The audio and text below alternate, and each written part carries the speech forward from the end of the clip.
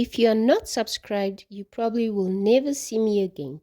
If you are subscribed, congratulations! You are now on a journey through the wonderful world of knitting.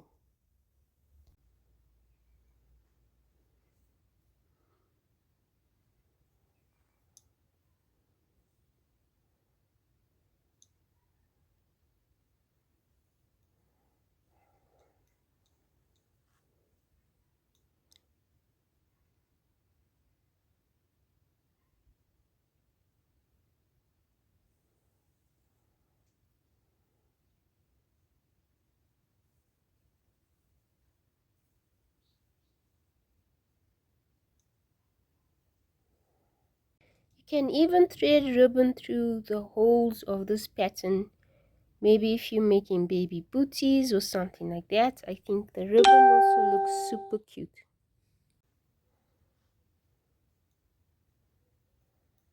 Hello everyone, welcome to my channel.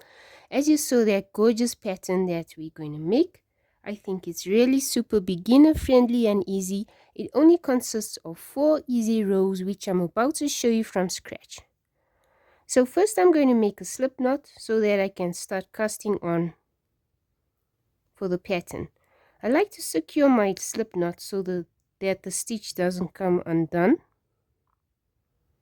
Something like that. Now the trick for this pattern is that you need to use super big or thick knitting needles compared to the yarn that you're using. So don't follow the instructions on the yarn for the needle size. Use needle size that's maybe 3 or 4 times bigger than what is recommended. Okay, let's cast on. So there's our first stitch.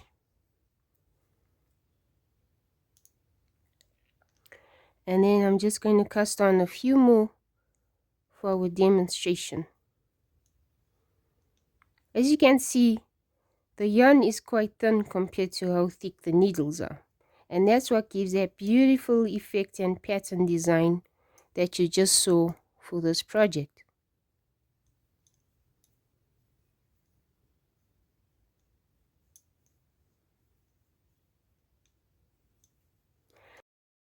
For this pattern, you need to cast on a multiple of 2 in multiples of 2. So, for example, 20 stitches or whatever amount of stitches that you need for your pattern, but just make sure that it's cast on in 2s.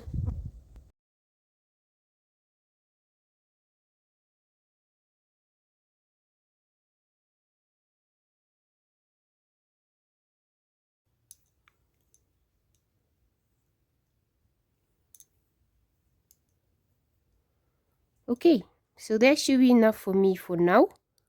Next, what I'm going to do for row 1 is I'm going to knit. So I think to make it easier for this project, I'm going to knit into the front side of each stitch every time I knit. But if you're used to knitting into the back, go ahead and do it. But I think for this pattern, it's a lot easier knitting like this.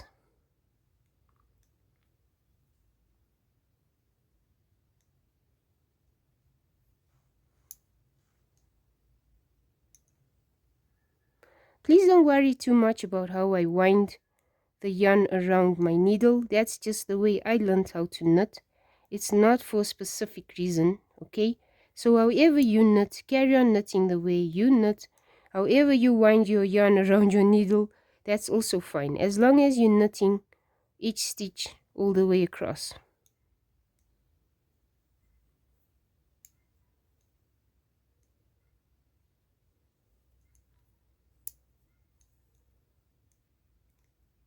I'm not sure if I mentioned it already, but the wool that I'm using is a DMC Woolly Merino Wool Superwash.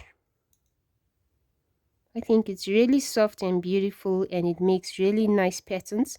The colors are so vibrant and they stick out so beautifully, as you can see. Okay, so like you can see, all I'm doing is I am knitting into each stitch. You don't have to make the tension tight, just normal tension right across.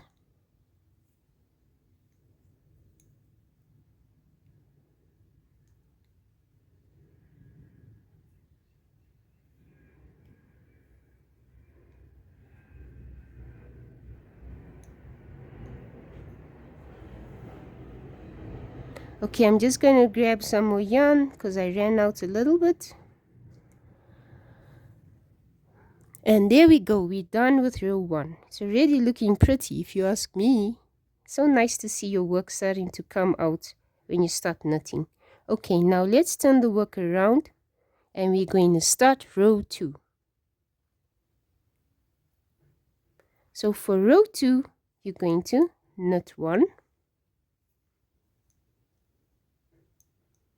And then you're going to slip the next one purlwise. So purlwise means insert the needle like this, like you're about to do a purl stitch. So slip it off purlwise and then knit the next stitch. Slip off the next stitch purlwise like that, and then knit the next stitch. Now you're going to slip the next stitch off purlwise and knit the next stitch. Slip off the next stitch, knit the next stitch. Slip off the next stitch and knit the next stitch. Slip off the next one, and then we're going to knit the next stitch. Slip off the next stitch and knit the next stitch. So as you can see, the sequence for row 2 is easy enough. All you're going to do is you're going to knit 1, slip 1, knit 1, slip 1 all the way across. But the trick for row 2 is once you get to the last 2 stitches on your row for row 2, you're going to knit the last 2 stitches. Knit that one and knit the next one. And there you go, that's the end of row 2. You're going to turn your work around, and now we're going to begin row 3. Remember, this pattern consists of 5 rows. Okay, 5 rows because you're ending with a knit row. Okay, so let's begin with the next stitch, which is row 3. Next row, which is row 3. For row 3, we're going to knit each stitch.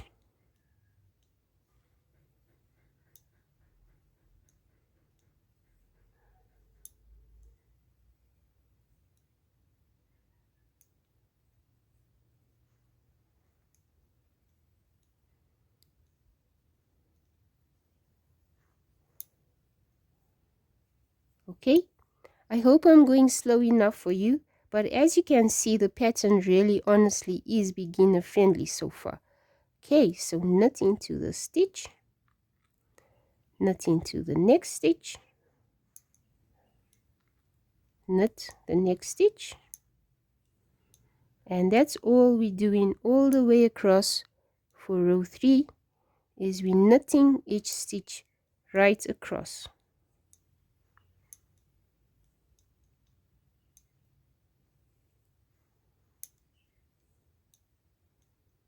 Again, as mentioned, if you want to knit into the back, you're welcome to, but as you can see, it's a lot easier since the stitches are facing this way to knit into the front of each stitch.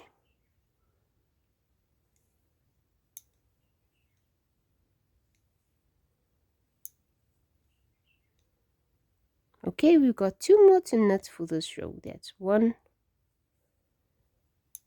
2, and there we go. We have completed row 3. Let's start with row 4 together. Turn your work around. So to start row 4, you're going to always start row 4 by knitting 2. So we'll knit the first one. That's 1 stitch knitted. Now we're going to knit the next stitch.